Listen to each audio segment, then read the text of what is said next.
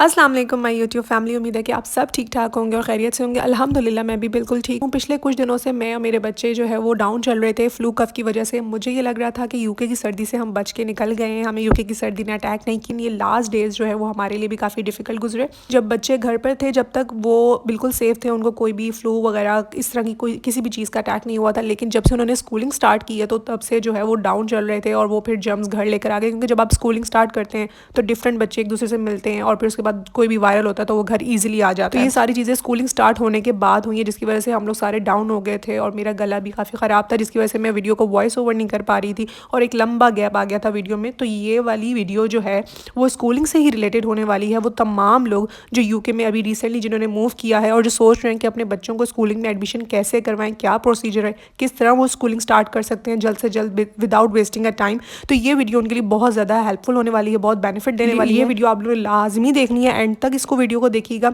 लेकिन उससे पहले आपने मेरे चैनल को करना है लाइक, शेयर और सब्सक्राइब। स्कूल्स की बात करें तो यहाँ पे यूके में डिफरेंट तरह के स्कूल की कैटेगरीज होती हैं, जिसमें स्टेट स्कूल्स होते हैं, इंडिपेंडेंट स्कूल्स होते हैं, फेथ स्कूल्स होते हैं, स्पेशल स्कूल्स भी होते हैं। लेकिन जो मोस्ट कॉमन स्कूल है वो स्टेट फंडेड स्कूल्स हैं, जो कि हमारी गवर्नमेंट की तरफ से वो चल रहे होते हैं। जो काउंसिल का हम टैक्स पे करते हैं, ये काउंसिल उनको फंड कर रही होती है और ये फ्री ऑफ कॉस्ट होते हैं। और मेजॉरिटी यहाँ पे जितना भी बच्चा होता है वो इन्हीं स्कूल्स में जाता है क्योंकि ये फ्री होते हैं। अगर आप टीयर 4 वीज़े पे आ रहे हैं या स्किल वीज़े पे आ रहे हैं या फिर आप केयर वीज़ा पे आ रहे हैं, जिस भी वीज़े पे आ रहे हैं, तो उस वीज़े पे आपको ये अलाउ है कि आपका बच्चा यहाँ पे स्टेट फंडेड स्कूल में इजीली जा सकता है और फ्री ऑफ कॉस्ट वो पढ़ सकता है। तो यहाँ पे जो है वो बच्चों का सेशन जो है वो सबसे पहले सितंबर में स्टार्ट होता है सेशन। लेकिन अगर आप मूव कर रहे हैं, जनवरी में मूव कर रहे हैं यहाँ पे पाकिस्तान से या इंडिया से या कहीं से भी, और अगर आप बीच में भी उनको एडमिशन करवाना चाहते हैं तो वो ईजिली हो जाता है। उसकी कुछ टिप्स एंड ट्रिक्स होती हैं जो कि आपको फॉलो करनी पड़ती हैं और वही मैं आपको आज बताने जा रही हूँ। सबसे पहले जो है वो एक मोस्ट इंपॉर्टेंट बात ये है कि यहाँ पे जो सेशन होता है वो सितंबर में स्टार्ट होता है और आपका जो बच्चा है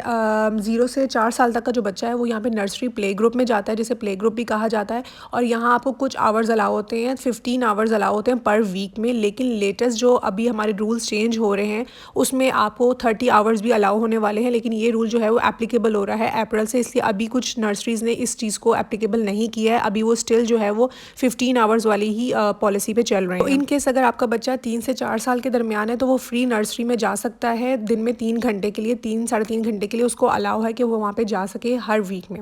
उसके बाद यहाँ पे बात आ जाती है 5 से 10 साल का बच्चा। 5 से 10 साल का बच्चा यहाँ पे रिसेप्शन पे जाता है। रिसेप्शन जो है वो यहाँ पे प्राइमरी कहलाती है, प्राइमरी स्कूल इसको कहते हैं। 5 से 10 साल का बच्चा यहाँ पे प्राइमरी स्कूल में जाता है। उसके बाद ऑनवर्ड्स 10 साल से लेकर 17 साल तक का बच्चा जो होता है वो यहाँ पे सेकेंडरी स्कूल में जाता है। तो यहाँ टोटल आपकी 17 साल की एजुकेशन जो आपकी बच्चों की होती है वो टोटली फ्री होती है। और 17 साल के बाद जब वो यूनिवर्सिटी में जाता है तो वहाँ आपको उसके पैसे देने पड़ते हैं। इसलिए 17 साल तक आपका बच्चा जो है वो यूके में फ्री ऑफ कॉस्ट पढ़ सकता है। यहाँ पे दूसरी बात, जब आपका स्कूल में एडमिशन वगैरह होता है तो यहाँ पे कोई बुक्स नहीं, कोई बैग्स वगैरह सिस्टम नहीं है कि आपको बहुत ज़्यादा बुक्स खरीदनी पड़े, उनके लिए पूरा एक कोर्स आउटलाइन खरीदना पड़े। यहाँ पे हर चीज़ जो है वो स्कूल प्रोवाइड करता है, ईच एंड एवरीथिंग। बुक्स भी वही प्रोवाइड करते हैं आपको। जस्ट एक फॉर्मेलिटी के लिए एक उनका बैग और एक बैकपैक और लंच बॉक्स और वाटर बॉटल लेनी होती है। वाटर बॉटल और लंच बॉक्स से मुझे ये बात याद आई कि यहाँ पे बहुत एक अच्छी बात है कि ईयर 2 तक आपका बच्चा फ्री मील स्कूल से अलाउ है आपके बच्चे को खाना विदाउट एनी कॉस्ट।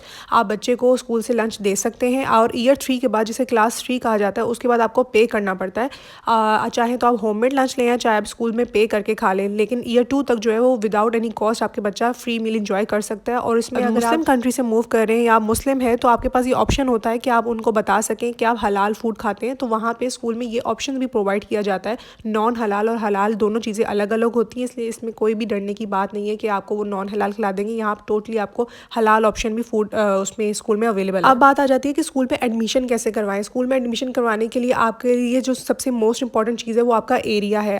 ऐसा नहीं होता यहाँ पे कि आप किसी और एरिया में रह रहे हैं और आप दूर कोसों मील जाके जो है वो बच्चों का एडमिशन करवा दें। यहाँ पे ये चीज़ बिल्कुल भी अलाउ नहीं है। आपने जिस एरिया में रहना है आपको उस कैचमेंट एरिया के अंदर ही आपको अपने स्कूल सेलेक्ट करने हैं। यहाँ पे ये चीज़ बहुत मैटर करती है कि आपका स्कूल ज़्यादा दूर ना हो, वॉकिंग डिस्टेंस पे हो या कार के थ्रू आप जा सकें, लेकिन ज़्यादा दूर अलाउ नहीं है। यहाँ स्कूल सेलेक्ट करने का भी एक क्राइटेरिया होता है। आपके पास यहाँ पे वेबसाइट है gov.uk की, वहाँ पे जाके आपको स्कूल अपने सेलेक्ट कर लेने होते हैं। आपको वहाँ पे जाके पूरी एक gov.uk की वेबसाइट पे आपको स्कूल की एक हेडिंग मिलेगी। वहाँ पे जाके आप उसे टिक करेंगे तो वहाँ पे पूरा एक ऑप्शन आ जाएगी, पूरी एक लिस्ट आ जाएगी जिसमें आप अपना पोस्ट कोड डालते हैं तो आपके सारे एरियाज़ के जितने स्कूल आपके विद इन 3 माइल्स आ रहे होते हैं वो सारे ऑप्शन शो कर देता है। आप उन सारे स्कूलों को देखें, उनकी रेटिंग देखें। नीचे रेटिंग आ रही होती है जिसमें एक होती है आउटस्टैंडिंग रेटिंग होती है और एक होती है गुड। आउटस्टैंडिंग रेटिंग भी अच्छी है, गुड रेटिंग भी अच्छी है। आप चाहे दोनों स्कूलों में से किसी भी एक स्कूल में डाल दें जो आपके घर के नज़दीक पड़ रहा है। मैं आपको ये प्रेफर करूँगी कि आप बजाय गवर्नमेंट की वेबसाइट से जाके आप करें, आपको खुद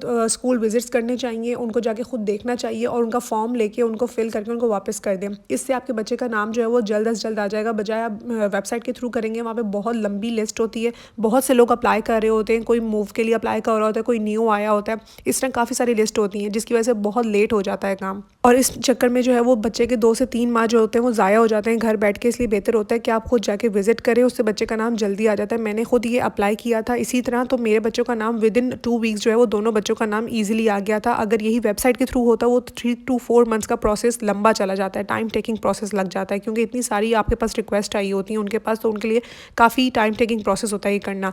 और मेरी प्रेफरेंस थी कि मैं उस स्कूल में डालूँ जहाँ पे नर्सरी भी हो और रिसेप्शन भी हो, ताकि दोनों बच्चे एक ही जगह चले जाएँ और मुझे पिक एंड ड्रॉप देने में उनको ज़्यादा मुश्किल ना हो। इसलिए मैंने एक ही स्कूल सेलेक्ट करना था ऐसा जहाँ वो दोनों ईजिली जा सकें। तो अपने एक्सपीरियंस के मुताबिक मैं आपको यही सजेस्ट करूँगी कि आप बजाय वेबसाइट्स के थ्रू अप्लाई करने के आप स्कूल में जाएँ, वहाँ का फॉर्म लें। वो आपसे सिर्फ 3 से 4 डॉक्यूमेंट्स मांगेंगे, जिसमें उनका बर्थ सर्टिफिकेट होता है, BRP होता है, आपका प्रूफ ऑफ एड्रेस होता है, और उसको देख के वो आपके बच्चे का एडमिशन कर देते हैं। उनको सिर्फ इन 3-4 डॉक्यूमेंट्स की रिक्वायरमेंट होती है। आपको सबसे पहले अपने कैचमेंट एरिया के हिसाब से 3 स्कूल सेलेक्ट करने होते हैं। आप कोई भी 3 स्कूल उनकी रेटिंग देखें और रेटिंग के बाद आप गूगल पे जाके उनकी वहाँ से रिव्यूज़ भी चेक करें। बहुत से लोगों ने रिव्यूज़ भी डाले होते हैं, रिव्यूज़ बहुत मैटर करते हैं। आप रिव्यूज़ लाजमी देखें स्कूलों के और उसके बाद अपने स्कूल को प्रेफर करें कि कौन सा स्कूल आपके लिए नंबर 1 पे होना चाहिए। मैंने इसी तरह पहले रेटिंग्स की सिलेक्ट की, उसके बाद जाके गूगल पे उनके रिव्यूज़ पढ़े और जो मुझे बहुत अच्छा लग रहा था, जिनकी रेटिंग भी अच्छी थी, रिव्यूज़ भी अच्छे थे, फिर मैंने उसको ऑप्शन नंबर 1 पे रखा। 3 स्कूल सेलेक्ट करने होते हैं, 3 में से किसी एक स्कूल में आपके बच्चे का नाम लाजमी आ जाता है। ये 3 स्कूल आपके वही होने चाहिए जो आपके कैचमेंट एरिया के बिल्कुल नज़दीक हों। आप बहुत ज़्यादा दूर स्कूल सेलेक्ट नहीं कर सकते, ना ही वहाँ पे नाम आएगा। वहाँ पूरा साल भी लग जाएगा तो आपका नाम नहीं आएगा, क्योंकि वो आपके पोस्ट कोड के नज़दीक नहीं होंगे। मैं खुद गई थी बाय वॉक के थ्रू, बच्चों को इस तरह लेके मैप पे लगा के मैंने सारे स्कूल सर्च किए थे, उनकी रेटिंग निकाली थी, उनके रिव्यूज़ पढ़े थे और उसके बाद जाके स्कूलों को विजिट किया था और उनको बताया था हर चीज़। और उसके बाद उन्होंने मुझसे प्रूफ ऑफ एड्रेस हर चीज़ मांगी और उसके बाद उनका विदिन 1 वीक जो है उनका एडमिशन हो गया था। ये सारी जो थी वो बहुत इंपॉर्टेंट टिप्स एंड ट्रिक्स थी जो मैंने आप लोगों के साथ शेयर करनी थी स्कूल के हवाले से। इसके अलावा भी बहुत सारी बातें हैं जो अभी मैंने कवर नहीं की हैं, क्योंकि वीडियो बहुत लंबी हो रही है। इसलिए मैं अगली वीडियो में बहुत सारी बातें जो है वो स्कूल के रिलेटेड कवर करूँगी। वो तमाम टॉपिक जो मुझे लगता है किसी के लिए यूज़फुल हो सकते हैं, किसी को उससे मदद मिल सकती है नए आने वालों को, तो मैं वो लाजमी अगली वीडियो में भी इंशाल्लाह ताला शेयर करूँगी। तब तक ये सारी बातें आप नोट डाउन कर लें। और अगर आपको ये वीडियो जो है वो अच्छी लगी हो तो मेरे चैनल को लाइक, शेयर और सब्सक्राइब करना बिल्कुल मत भूलिएगा। कमेंट सेक्शन में अपनी राय का इजहार ज़रूर करिएगा। मिलते हैं अगली वीडियो में, तब तक के लिए अपना ढेर सारा ख्याल रखें। अल्लाह हाफिज़।